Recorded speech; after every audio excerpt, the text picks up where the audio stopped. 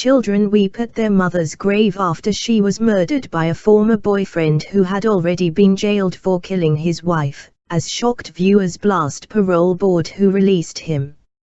Janet Scott, 51, murdered by Simon Mellors on the 29th of January 2018 in Nottingham. The mother of 5 was stabbed twice and then ran over by her attacker's car. Her children said they were angry at the system who let a murderer walk free.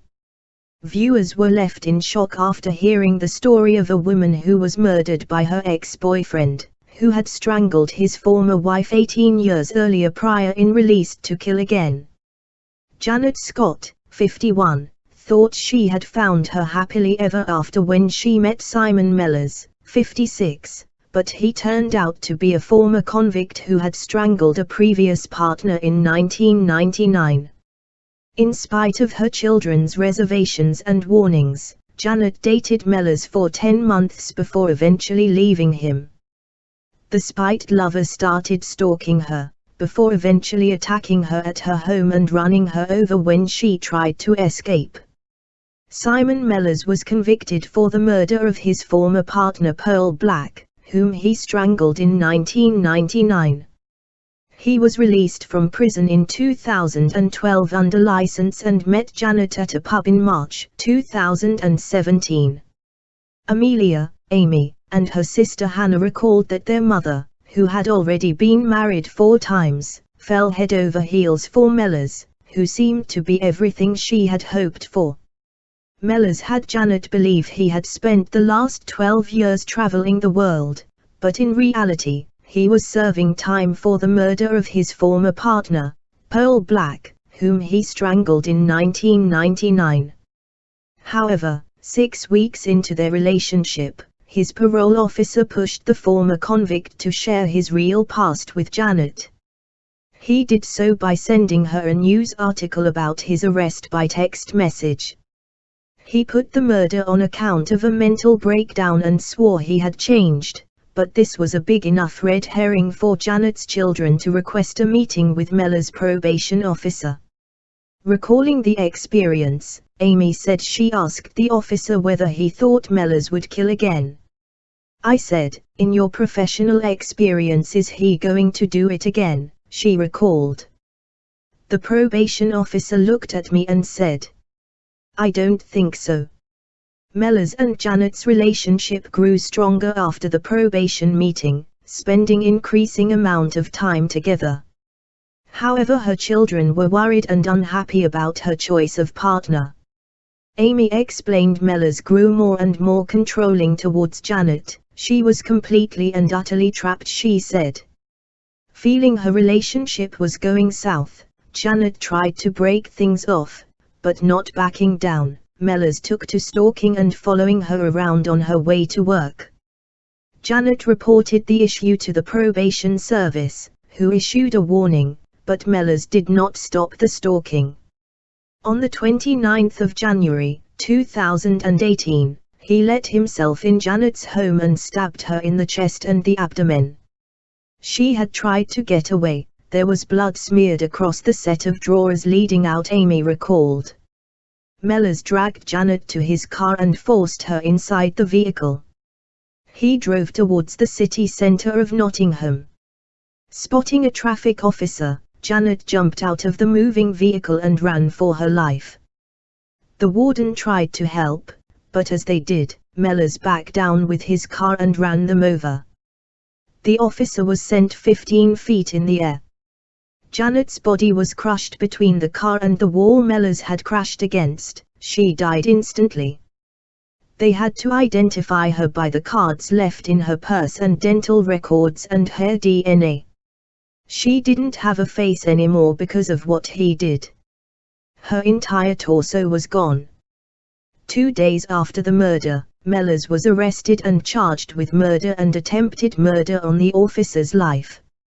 But he killed himself in prison while awaiting trial and before a judgment could be passed. In 2018, the Ministry of Justice apologized to Janet's family for unacceptable failings that led to her murder.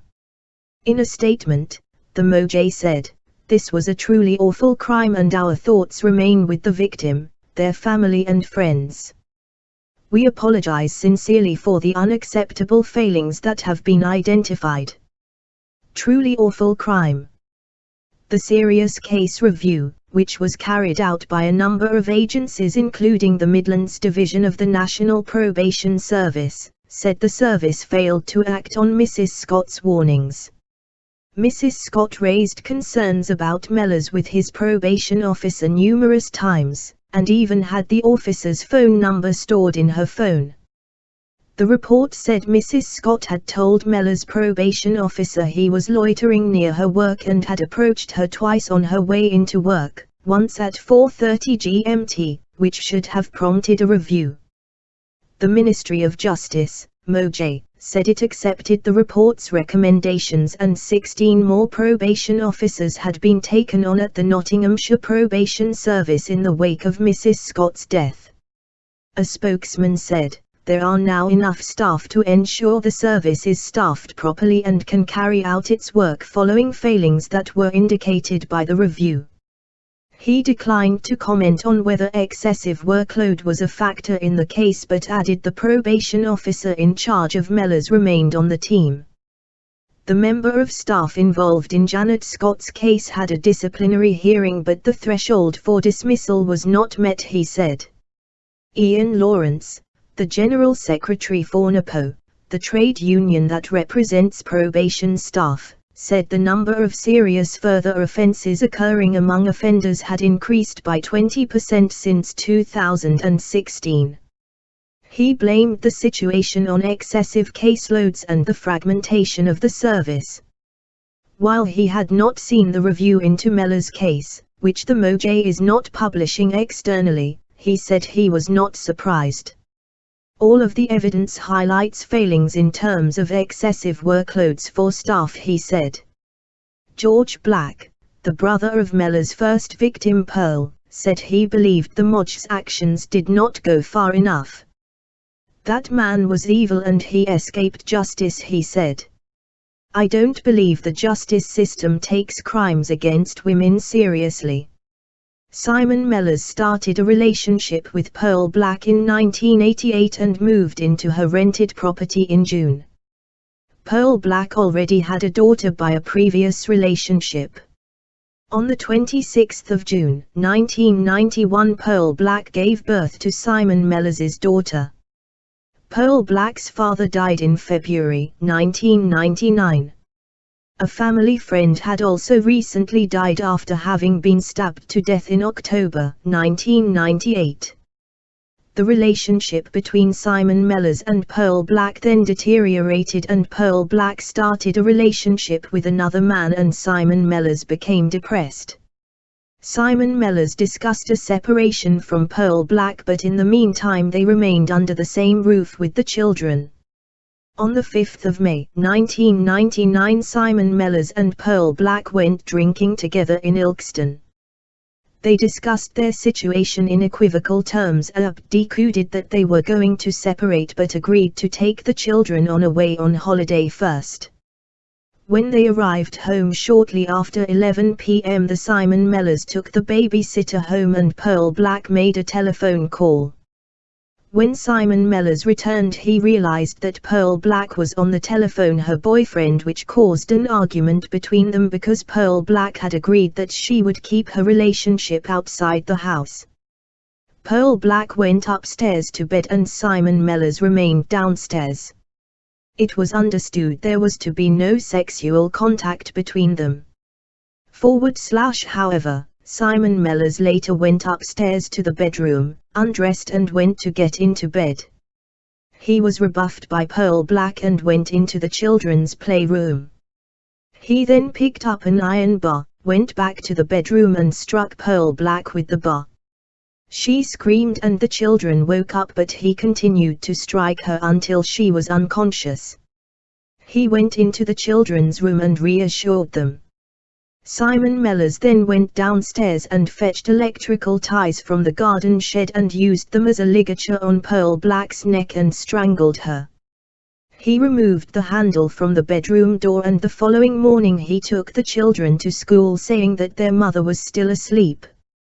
Later, he drove to the Beeston area, and on Friday the 7th of May he consumed slug pellets with beer until he vomited.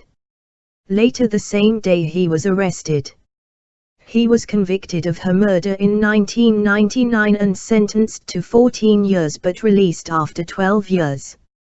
In January 2018 he was arrested for the murder of Janet Scott as well as the attempted murder of a woman, both of whom he was said to have run over. However, whilst on remand in Strangeways prison he died of natural causes on the 25th of February 2018. Thank you for watching Fathers on the Case. Please like and subscribe.